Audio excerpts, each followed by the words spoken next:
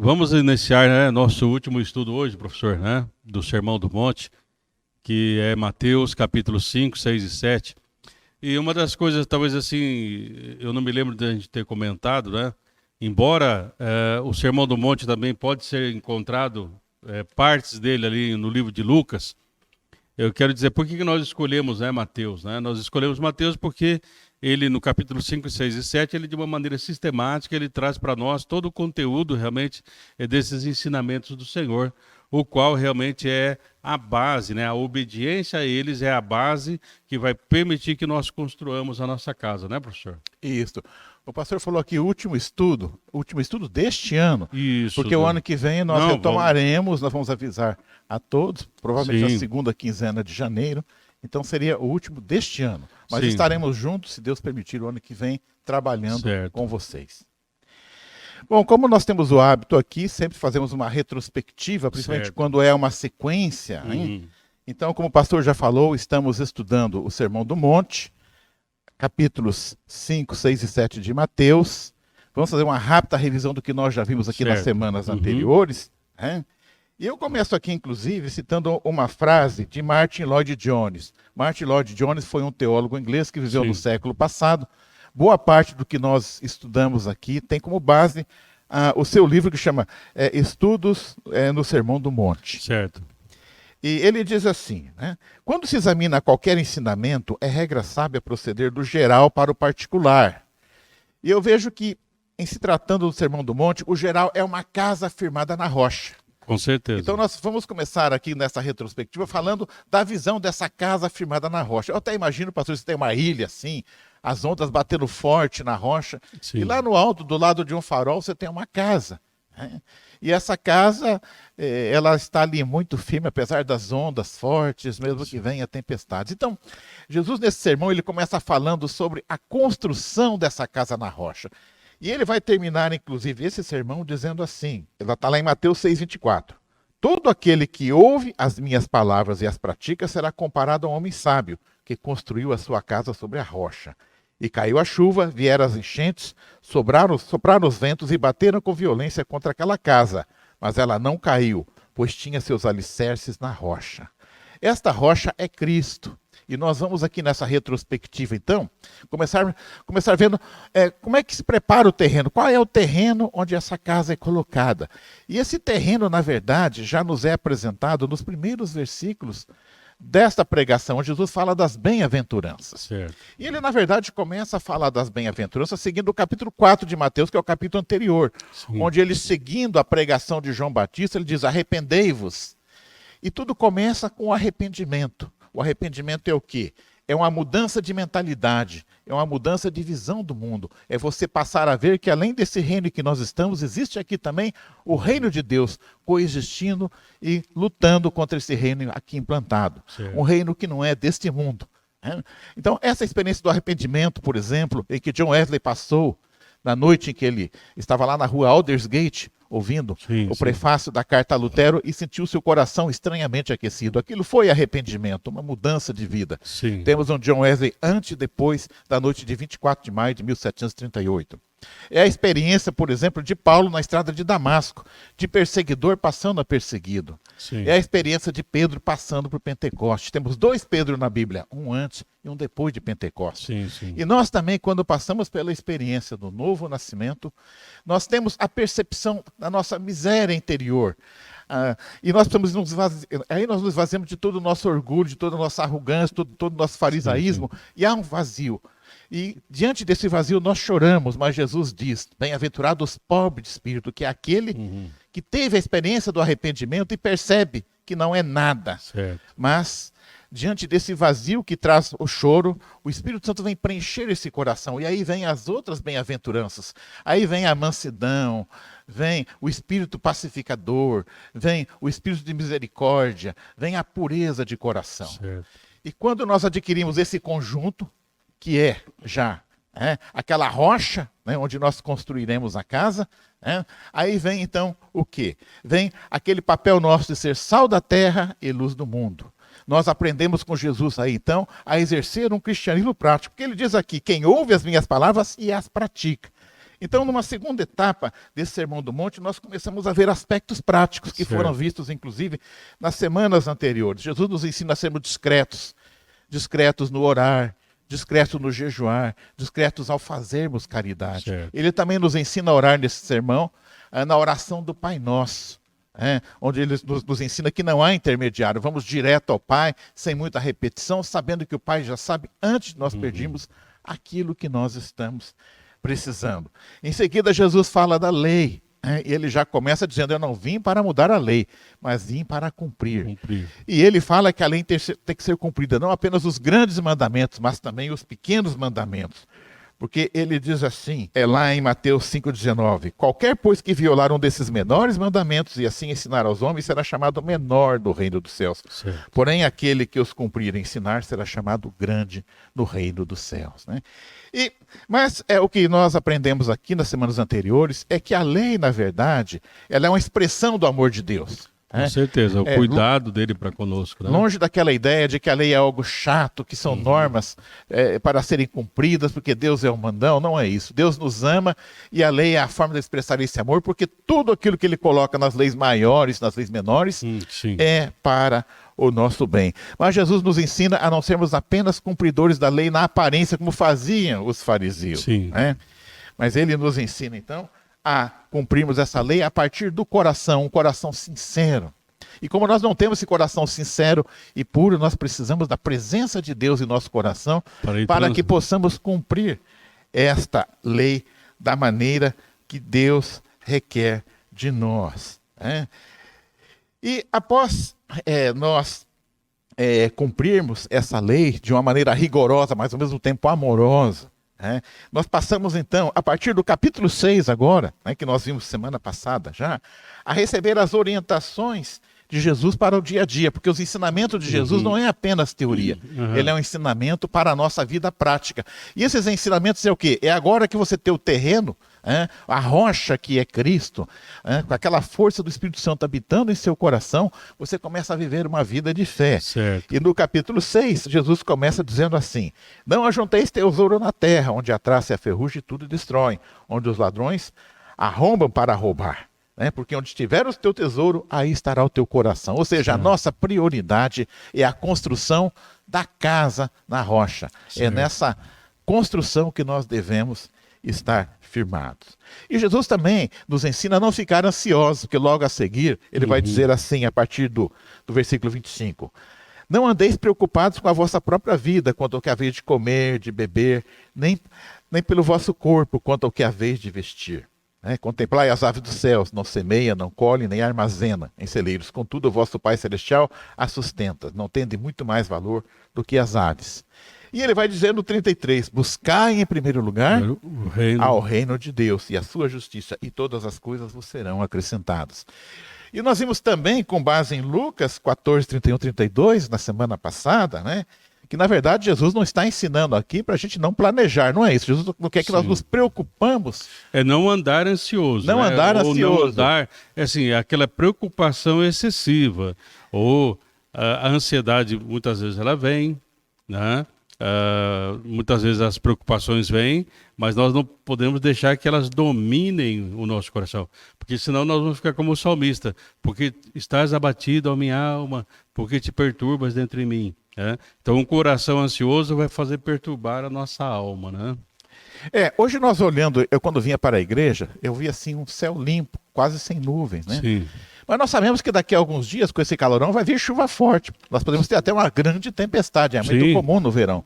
Mas hoje, diante desse dia tranquilo, de sol, não vamos nos preocupar com a tempestade, porque Jesus já nos ensinou, se estivermos com a nossa casa na rocha, as tempestades virão. Jesus não disse aqui, quando falou, não vos preocupeis, que não viria a tempestade. A tempestade, ela vem. Com certeza. E se a gente pegar ali o versículo 25, e o 27, eles são iguais. No início, do texto, dos dois versículos.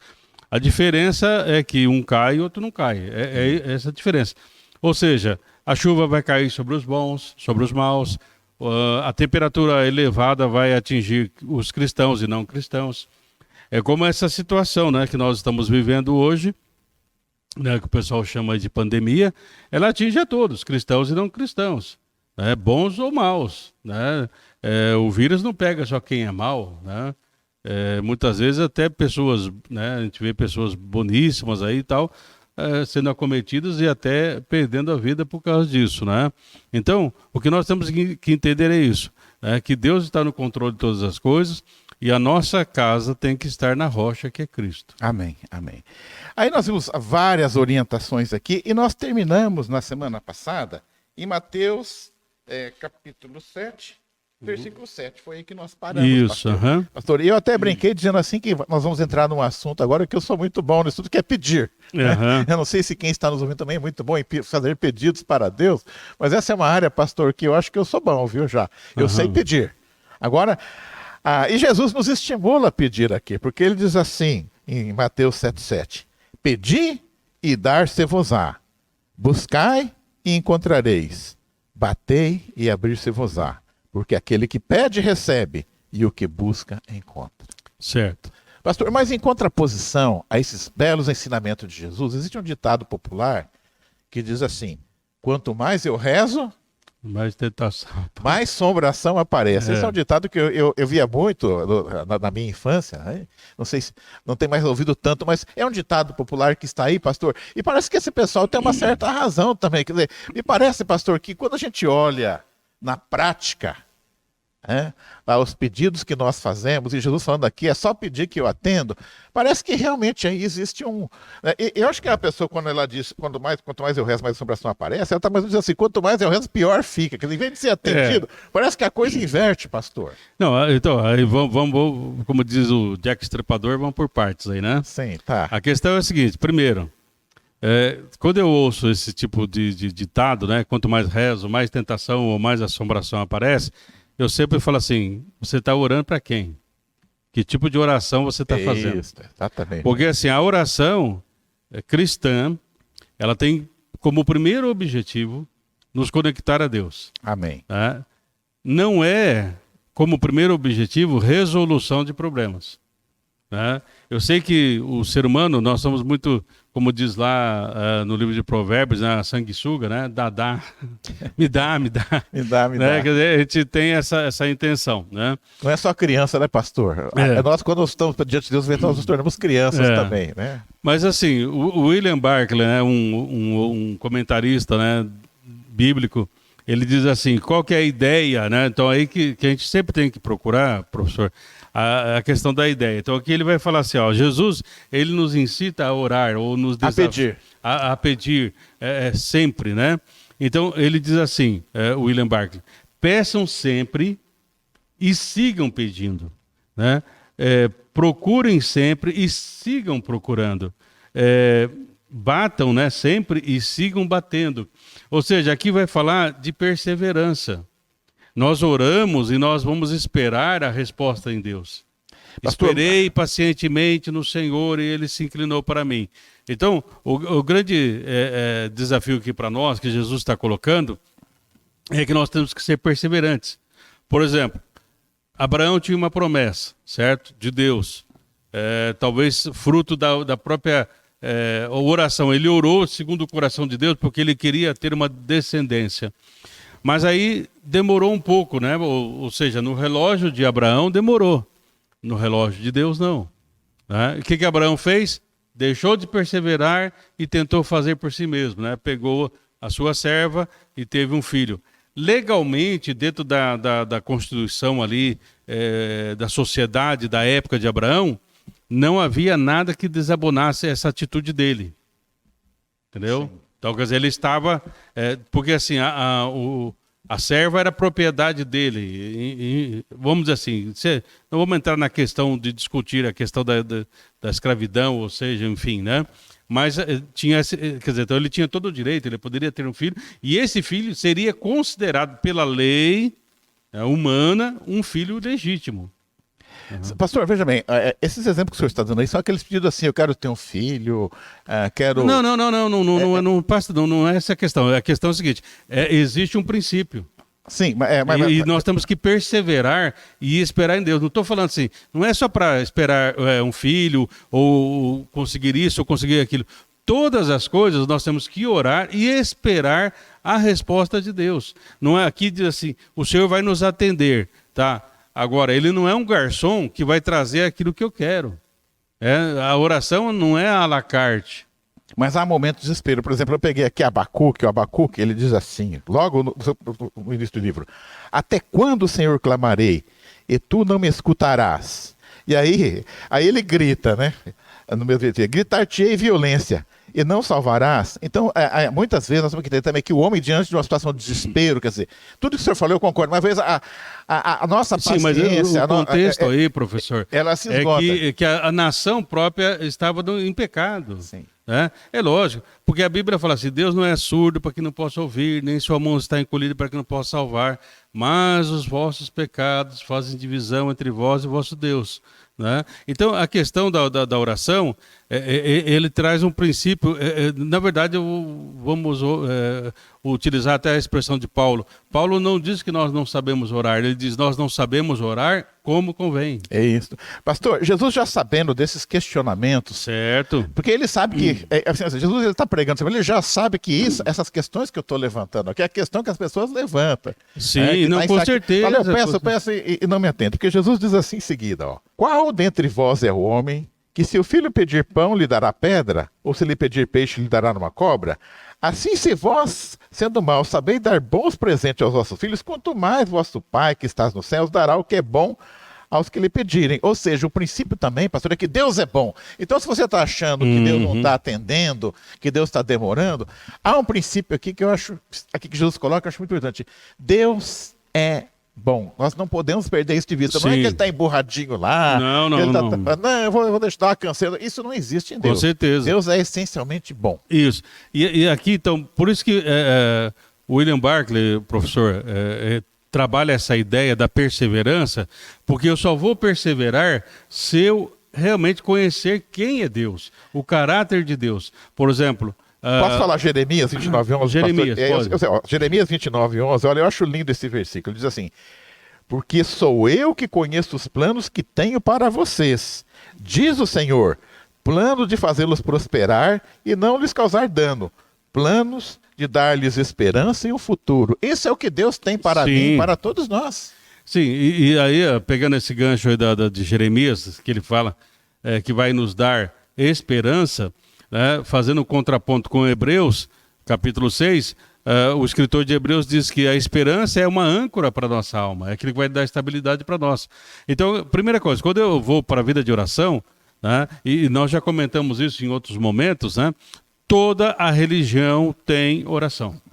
Toda religião que você imaginar na face da terra, até os índios, que pedem para a floresta, o outro que pede para as estrelas, outro que pede para o mar, outro que pede para a terra, ou para o fogo, enfim, O ser humano, ele tem uma coisa dentro dele, uma espiritualidade embutida que precisa transcender de alguma forma. Mas nós temos que aprender, professor, que quando a oração cristã, ela é diferente, porque a partir do momento que nós nos conformamos à vontade de Deus. E é isso, porque assim, professor, nós vamos construir sobre a rocha, certo? É isso. Que é Cristo. É Cristo. Agora, para que nós estejamos construindo sobre a rocha, vamos dizer assim, de alguma maneira a casa ela tem que ser fixada nessa rocha. Então o que vai nos fixar a Cristo é a obediência. Amém. Então, não adianta ter a rocha e ter a casa se as duas não estão conectadas. Pastor, inclusive, enquanto eu lia esse trecho aqui, eu me lembrei de Tiago, fui lá, peguei, anotei e trago aqui para nós ouvirmos. Tiago, capítulo 2, versículos de 2-4, diz assim: vocês cobiçam coisas e não as têm, matam e invejam, mas não conseguem obter o que desejam. Vocês vivem a lutar e a fazer guerras. Não têm porque não pedem. E quando pedem, não recebem, pois pedem por motivos errados, para gastar com seus prazeres. Então, muitas das nossas orações, professor, são com bases egoístas. Isso. É lógico. Eu quero o meu bem, o bem da minha família e tal.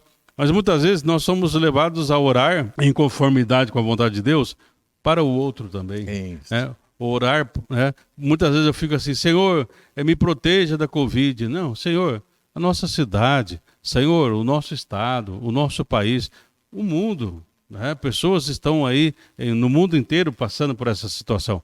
E muitas vezes eu falo assim, graças a Deus eu não peguei. Né? Eu tive mais fé que o outro. Não sei. Pastor, eu assisti uma comédia há algum tempo, do cara chamado Jimmy Carrey, né? Chamou Todo Poderoso. Isso. E é interessante, ele questiona muito Deus, né? Deus até é o Morgan Freeman, né? E aí Deus tira férias e passa, fala, vou deixar o poder com você. Não, você acha que pode fazer melhor do que eu, né?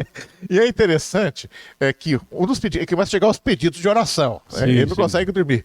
E um dos que mais se repete é pedido para ganhar na loteria. Ele resolve atender todo mundo ao mesmo tempo. Todo mundo ganha, né? Deu um caos. E viram exatamente. Então aí é interessante. Aquele filme acaba ensinando uma coisa. Se Deus atendesse a tudo que as pessoas pedem, o mundo explodiria. Porque... sim.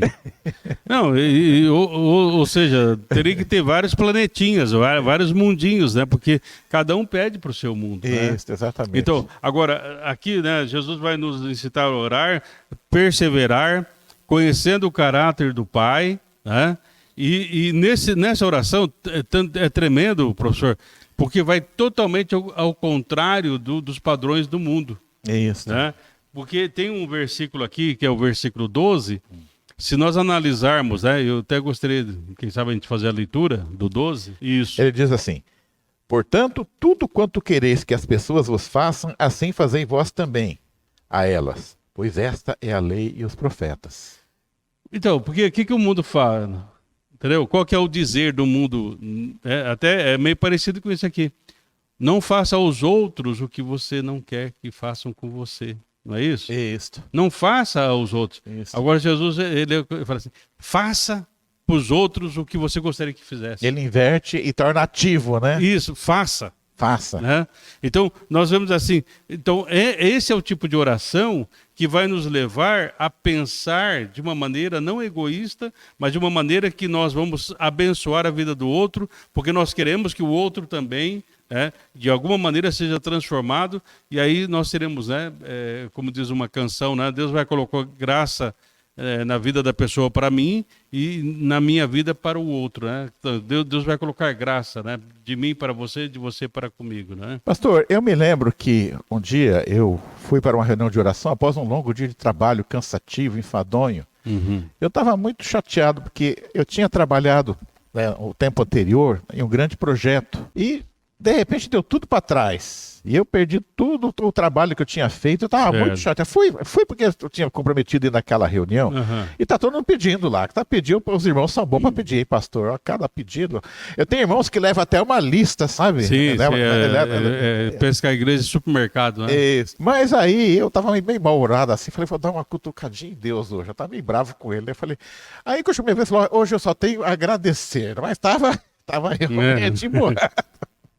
Mas foi interessante que Deus atendeu, porque passado alguns dias, Deus mostrou que aquilo que eu achava que era um grande emprego, era o Titanic, era passagem para o Titanic. Aí eu comecei a falar, gente, ainda bem que não deu certo, que fria que eu estava entrando, né? Sim. Então, na verdade, eu entendi, quer dizer, que na verdade Deus estava me dando, não atender, eu nem lembro se eu tinha pedido, mas ele me fazer fracassar aquele empreendimento foi um livramento, na verdade. Aí eu falei, Senhor, obrigado, né? Então, assim, professor... Então, às vezes, a gente não tem que entender que Deus sabe o que é melhor para nós. É por isso que aqui a questão da perseverança passa... se vós sois maus, sabe dar boas dádivas aos filhos, quanto mais o Pai Celestial. Isso. Né? Agora, o não de Deus ou o espere de Deus já é resposta, porque Deus sabe muito melhor do que nós o que realmente nós precisamos, porque Ele conhece... de eternidade a eternidade ele é Deus. Então imagina aqui, né, tem um autor que faz assim, né, imagina essa mesa aqui, professor, é o nosso tempo e espaço, e eu estou aqui, então eu não sei o que está lá na frente, né? Mas Deus que está de eternidade a eternidade, Ele sabe começo, meio e fim. Então há caminhos que ao homem parece ser bom, então eu falo, Senhor, eu gostaria que tal coisa fosse assim ou fosse assado, e Deus muitas vezes ele até não responde, como Jó, ele ficou em silêncio durante 37 capítulos. O sofrimento de Jó levou quase um ano. Quase um ano. Né? Então imagine, talvez ali no 8º mês que Deus vai falar, depois de 8 meses, né, entre aspas, de um silêncio de Deus. Mas aí Jó compreende. Falou, poxa, eu falei de coisas que eu não entendia. Mas agora eu estou tendo uma relação pessoal com Deus. E ele vai dizer, eu te conhecia só de ouvir falar. Então Jó não tinha tido a experiência com Deus. Então, É o que estava precisando. não, ou como, por exemplo, né, foi citado o John Wesley, foi citado Paulo e Pedro. né? Então, esses três homens, né, de certa forma, eles tinham uma religião. Né? Eles seguiam Tinha uma religião anterior à conversão. Eles seguiam certos rituais, vamos dizer assim, né? Só que eles estavam sendo sinceros, mas estavam errados. O Lloyd Jones tem um livro que fala isso, né? Sinceros, mas errados, é o título do livro. Né? Então, na verdade, assim, eles deixaram aquela religiosidade fria e vazia e passaram a ter um relacionamento com a pessoa de Jesus. Né? Então, a oração verdadeira é aquela que nos leva para um relacionamento profundo e íntimo com Jesus. E isso demanda tempo. Agora, se você tem uma amizade com uma pessoa, né? ou mesmo, vamos dizer, com o cônjuge, né? com a esposa, o esposo, enfim, né? Então, você confia, a pessoa fala assim, olha, no momento não é momento. Vamos esperar. Eu estava pensando, né? Vamos supor, né? Você conversando com a esposa, estava pensando em trocar o carro. Eu falei, não é momento, Basotti, vamos tranquilizar. Não é que... Ou seja, está nos ajudando a pensar. Então Deus, através da oração, nos ajuda a pensar. Que aí a gente fala assim, puxa vida, eu ia entrar num barco furado. Isso. Ou isso, ou até poderia ser a melhor coisa, né? Ou seja, até lá no Salmo acho que é 105 ou 106, fala assim, o Senhor concedeu o que eles queriam, mas fez definhar-lhes a alma. Então, eu não quero ter coisas e a minha alma ficar definhada. Eu quero estar dentro da vontade do Senhor. Então, dentro da filosofia, as pessoas discutem assim, qual que é mais importante, o ser ou ter, né? Então fica ser e ter, até Erich Fromm já falava sobre isso, o psicanalista Erich Fromm.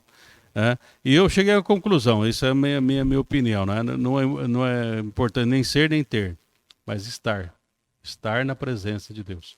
Porque aí eu posso ser, mas não estar na presença de Deus. Eu posso ter e não estar na presença de Deus. Eu posso ser e ter e não estar na presença de Deus.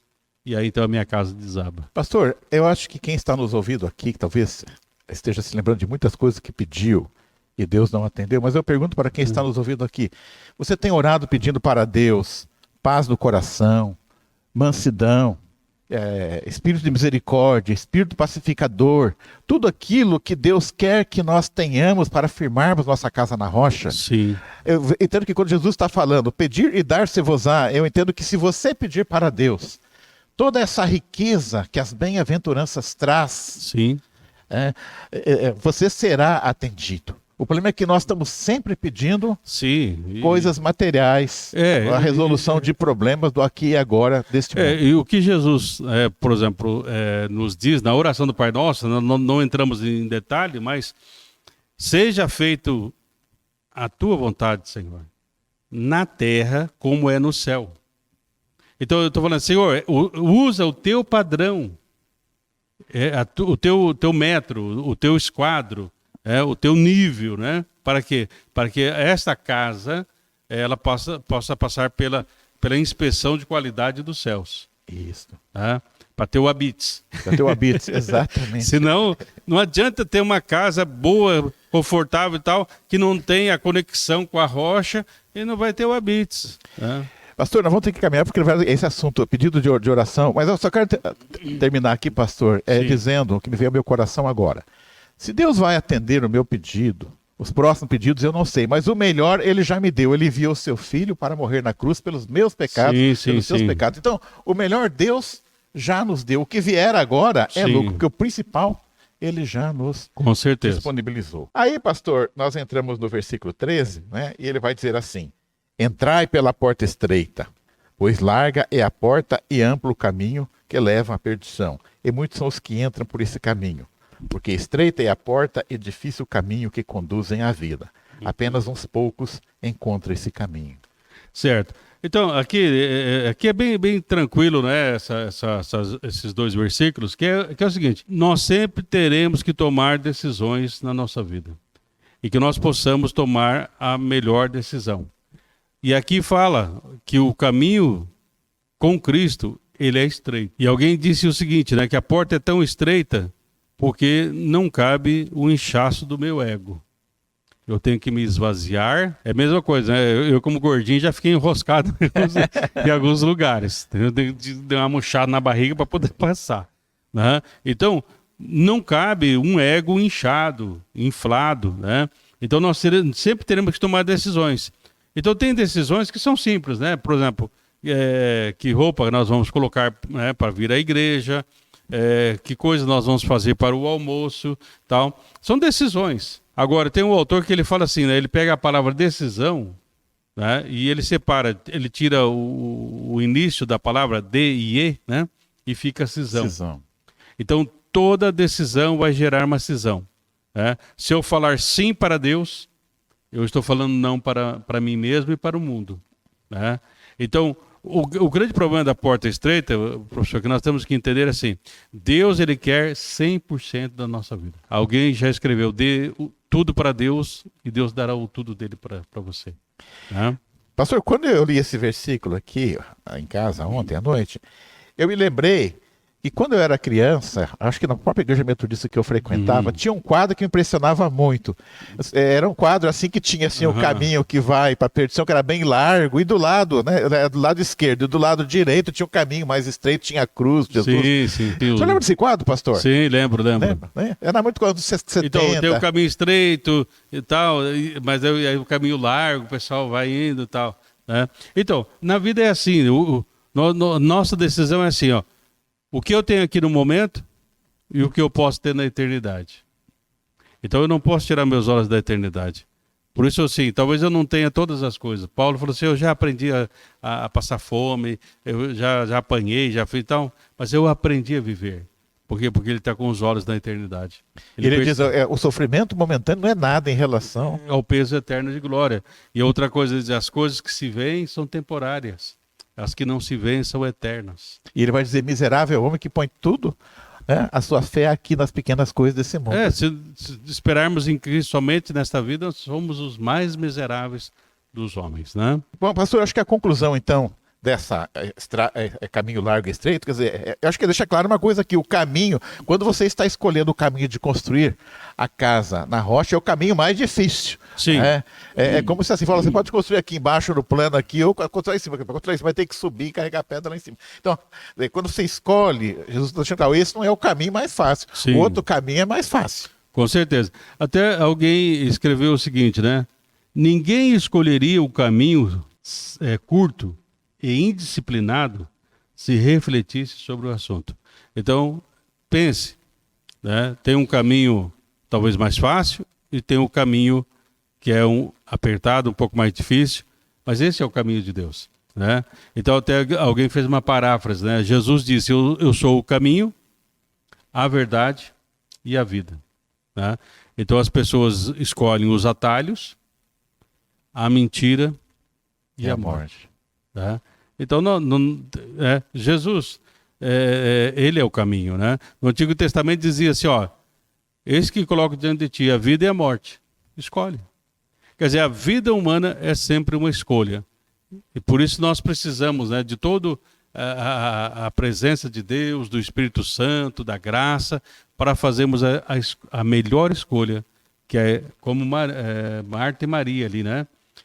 A Marta estava ansiosa, né, e com tantas coisas, e Maria ficou aos pés do Senhor. Ela escolheu o melhor, Maria. Não era ociosidade. Esperar em Deus não é ociosidade. É fé e confiança.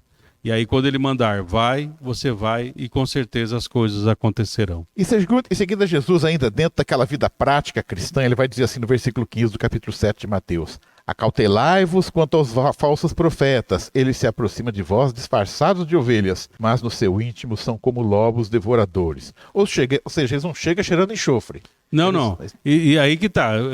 Você vê assim, Jesus ele vai falar das escolhas, dos dois caminhos, e depois ele aponta, cuidado, tem um caminho sendo proposto aí, e esse caminho, muitas vezes é um caminho fácil, é um caminho, é o evangelho do sucesso, mas não é o evangelho da redenção, porque hoje se prega um evangelho do sucesso, e não o evangelho da redenção, ou seja, aquele que nos aproxima de Deus e nos leva ao arrependimento, nos leva a um quebrantamento, nos leva a sermos pobres de espírito.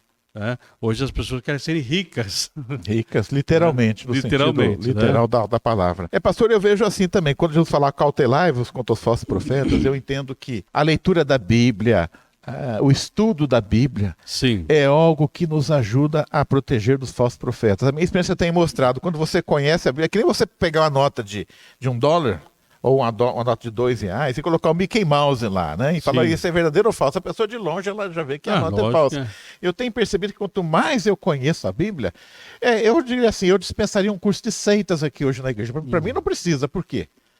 Pastor, a gente conhecendo a palavra, a gente logo percebe quando a pessoa está fora da palavra. É muito fácil, muito simples. Então, por isso que Paulo, professor, ele fala assim para a questão dos sofismas, né? Cuidado com os sofismas. O que é um sofisma? É uma ideia que ela tem toda uma construção lógica, mas ao final está errado. Eu lembro, lembra aquelas continhas, né, que a gente fazia x mais y mais não sei o quê, e montava todo um esquema e no final dava um resultado. Aí o professor vinha assim e fala assim, tá errado. Aí você fala, mas como tá errado? Aí lá ele vai falar assim, olha, você inverteu o sinal. Você pôs mais é menos.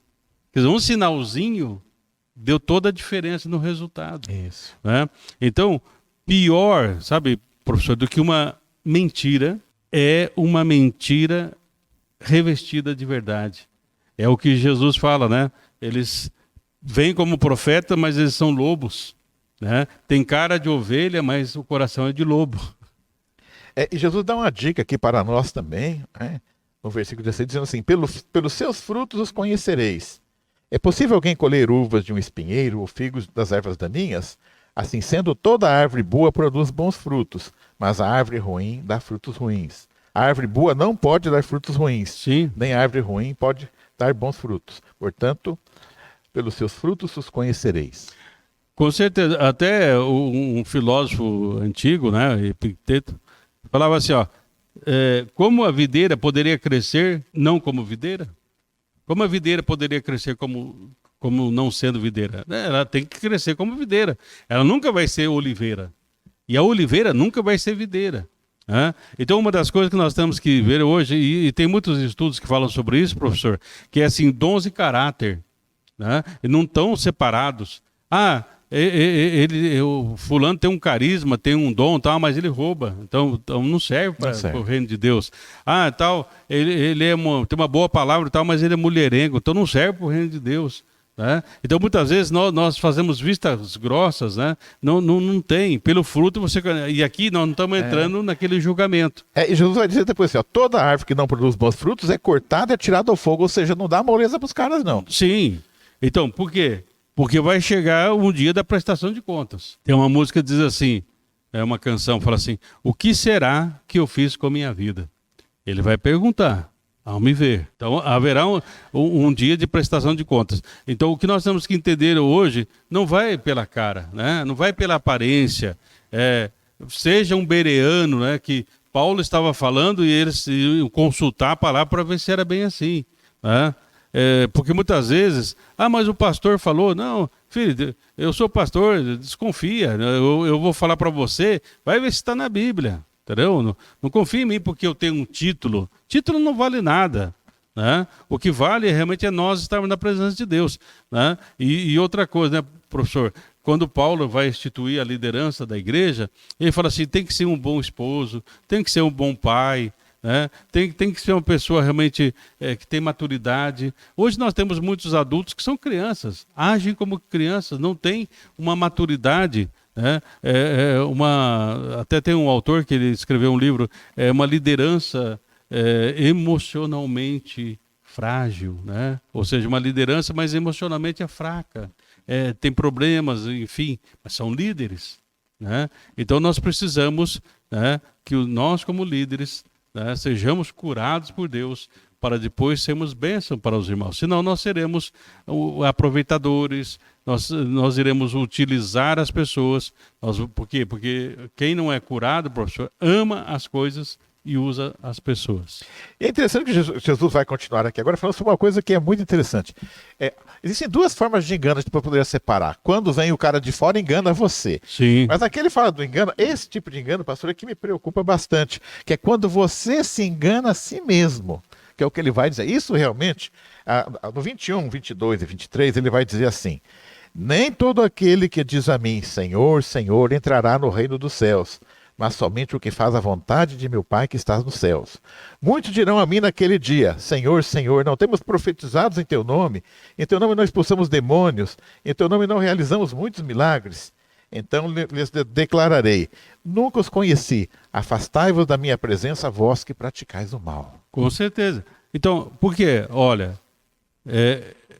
uma das coisas, né, que acontecia, até o Poyong-Chu, no livro Quarta Dimensão, ele comenta, né, que ali na Coreia do Sul, há muitos lugares lá onde tem os monges, enfim, né, tal, e onde curas acontecem. Curas acontecem, né? Então, uma das coisas que nós temos que entender é que nem todo sobrenatural é de Deus. É sobrenatural, mas não é de Deus, né? Pode-se processar cura. Não vamos entrar aqui em detalhes, né, sobre como processa, né, embora a gente teria até condições de assim fazer, mas isso demanda pouco tempo, não é o nosso objetivo agora, né? Mas a questão é a seguinte: o que o pessoal hoje quer? Cura, quer a libertação, né? Aqui fala duas coisas básicas, né? Senhor, curamos os enfermos, né? Fala, curamos os enfermos, expulsamos demônios. Quer dizer, você pode até agir dessa forma, né, mas não estar dentro da vontade de Deus, né? Ou seja, fala que serve a Deus, está na presença de Deus, mas diz assim, mas não fazem a minha vontade. E é essa vontade, professor, que vai dar a ligação da casa com a rocha. É obedecer a lei. É por isso que nós vemos assim, mas o fulano era um grande líder, né? Ou, como diziam os antigos, é um grande servo de Deus, né? E alguém já disse assim, bom, se é servo não é grande, se é grande não é servo, né? É que vai dar a ligação, né? Que vai dar aquela conexão, é a obediência, né? Então, sem isso, né, a casa vai desmoronar. Se não desmoronar agora, com as tempestades da vida, vai desmoronar quando o Senhor revelar, e aí então já será tarde, e aí vai para o fogo, aí vai para o inferno realmente, né? Nós não podemos omitir essa verdade. O que fica claro aqui que muitas vezes uma vida aparente de sucesso, o indivíduo expulsou demônios, fez curas, isso não é a garantia. A garantia está na rocha, que é Cristo. É viver uma vida na verdade. Até diz né, as histórias aí que um irmãozinho simples, né, ele foi ler João 3,16, né? Então, porque Deus amou o mundo de tal maneira para que todo aquele que nele crê não pereça. Só que aí ele leu errado e falou assim, para que não pareça, mas tenha a vida eterna. Né? Então não é só a aparência, mas tenha realmente a vida eterna, né? E aí então Jesus, já encerrando o seu sermão, né? Por isso que eu digo que esse sermão é a construção da casa na rocha. É você ouvir a palavra e praticar a palavra, né? Porque ele diz assim no 24, já na parte que começa o encerramento do sermão, ele diz assim: assim todo aquele que ouve estas minhas palavras e as pratica será comparado a um homem sábio que construiu a sua casa sobre a rocha. Então, duas coisas, ouvir e praticar. Ouvir e praticar. Não é somente ouvinte, mas o Tiago fala isso, né? Não sejais somente ouvintes, mas praticantes. Da palavra, isso. E embora Jesus tenha falado para não ficar ansioso lá no capítulo 6, né, desse sermão, agora ele vai dizer assim, ó, e caiu a chuva, quer dizer, ele não falou que não vai vir a chuva. Não, vai vir. Vai vir.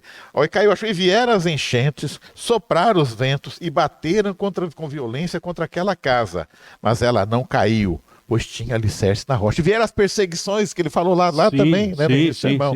Mas a casa está firme. Então, esse alicerce é a obediência, que faz a conexão com a rocha, né? E aí vem o outro, né?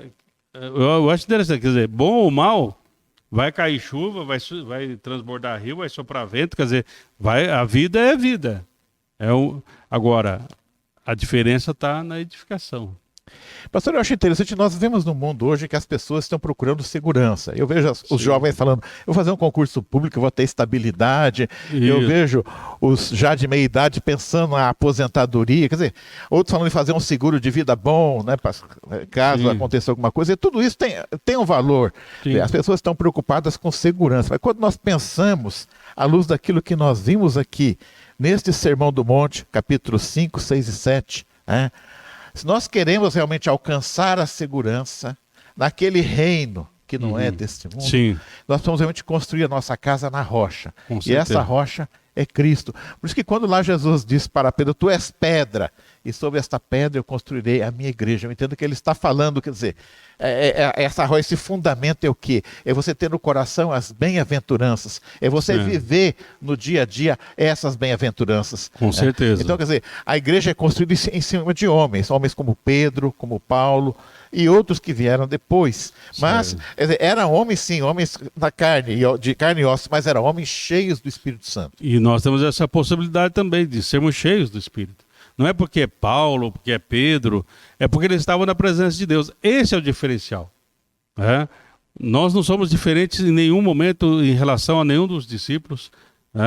E até o próprio Senhor Jesus diz que se nós crermos nele, coisas maiores do que ele fez, nós faríamos. Então, a questão é, nós estamos na presença de Deus, nós estamos vivendo na presença de Deus. Aqui fala, né, professor, da casa na rocha, de uma... E me faz lembrar, né, que nós temos que tratar com valores eternos. Há uma canção um pouco mais antiga que diz assim, mais além do pó, existe uma eternidade para se viver. Responda-me, onde você vai passar? Eu quero saber. Onde passarás a eternidade? Essa é a grande pergunta. Onde passarás? Né? Então, além do pó, né, além da morte, existe algo mais. Então, como que nós tratamos com esses valores eternos? É isso que nos enche de esperança. E a esperança é uma âncora para a nossa alma. Por isso Jesus fala assim, não se turbe o vosso coração, no capítulo 14 de João, credes em Deus, credes também em mim. E aí então ele fala assim, por que você não precisa se entristecer ou turbar seu coração? Ele fala assim, na casa de meu pai há muitas moradas e eu vou preparar lugar para vós. E quando eu for, eu vou voltar para levá-los comigo. É interessante, pastor, que aqui a gente acaba falando de duas casas. Quer dizer, aqui nesse sermão Jesus fala, nós construímos a nossa casa, que vai nos preparar então para essa nova casa que ele já está... Enquanto nós construímos a nossa casa, que estarmos firmes na rocha aqui, ele nos prepara uma outra casa onde nós seremos recebidos, não como visitantes, mas como membros de uma família. Porque assim, professor, aí que entra o sobrenatural de Deus, a transcendência de Deus, né? Porque assim... É feita a vontade do Senhor assim na terra como no céu, né? Então é isso que muitas vezes as pessoas não percebem. Jesus, ele é o cabeça da igreja, né? Nós somos corpo. Nós não somos o pescoço, né, pastor? Nós somos membros, né, desse grande corpo. Só que Jesus, ele está lá nos céus e intercede por nós. E nós estamos aqui na terra. Então a igreja, nós podemos dizer assim, tem a cabeça nos céus e os pés na terra. Então nós temos conexão com os dois mundos, né? Os céus e terra. Desde que firmados na rocha que é Cristo. Desde que firmados na rocha. E aí então nós precisamos aprender a viver no sobrenatural de Deus, né? Bom, pastor, fazendo um balanço destas 7 semanas, eu fui muito abençoado, aprendi muito. Eu preciso colocar um pouco mais em prática, até, eu reconheço isso na teoria. Aprendeu, a gente aprendeu. Ouviu, a gente ouviu muito, né? Ouvimos muito, né? Agora... Então, eu gostaria de encerrar aqui convidando os irmãos que estão nos assistindo pela primeira vez, ou que viu um ou dois desses ensinos, que acessem o nosso site, ou direto no YouTube, e vejam toda essa sequência desde do nosso primeiro estudo, são 7 estudos. Sim. E você terá a oportunidade, inclusive, de não só ouvir, mas meditar. E se tiver alguma dúvida, o site da igreja está à disposição, entre em contato com a gente. O Bachega responde aí, tá? Isso. Ele está aqui no nosso auxiliar. Uma das coisas também que a gente quer sugerir, né, que esse livro, né, do Lloyd Jones, né, que é um livro muito rico, muito bom, e ele vai trabalhar, né, de maneira bem profunda, né? Durante essas 7 semanas nós procuramos fazer o nosso melhor, mas nós sabemos que muitos detalhes, né, professor, passou talvez desapercebido, mas que você possa se enriquecer, procurar entender, porque se nós entendemos o Sermão do Monte e vivemos o Sermão do Monte, nós estaremos realmente sendo aqueles que edificaram a sua casa sobre a rocha, e mesmo diante das pandemias, nossa casa não irá desabar. Pastor, como nós somos muito próximos do Natal já, ele está chegando aí, tem se falado muito que nós vamos ter que passar esse Natal em isolamento. Eu não sei, existe aquele isolamento no sentido de saúde pública, mas eu gostaria aqui de encerrar então, deixando então a seguinte mensagem: não passe esse Natal isolado, passe esse Natal na companhia daquele que é a rocha, que é Cristo. Cristo está no seu coração, todas as demais coisas vos serão acrescentadas. Com certeza, né, professor?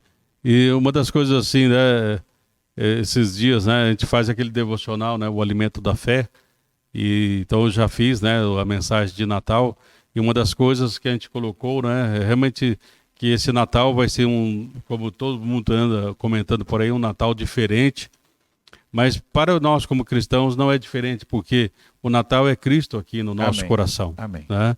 E mesmo distantes dos nossos, mesmo distantes daqueles que nós amamos, nós estamos próximos de Deus. Amém. Né? Se você não estiver distante de Deus, com certeza é um Feliz Natal. E realmente com a certeza de que o novo ano vem, mas a graça de Deus nos fortalecerá como nos fortaleceu durante todo este ano. Amém.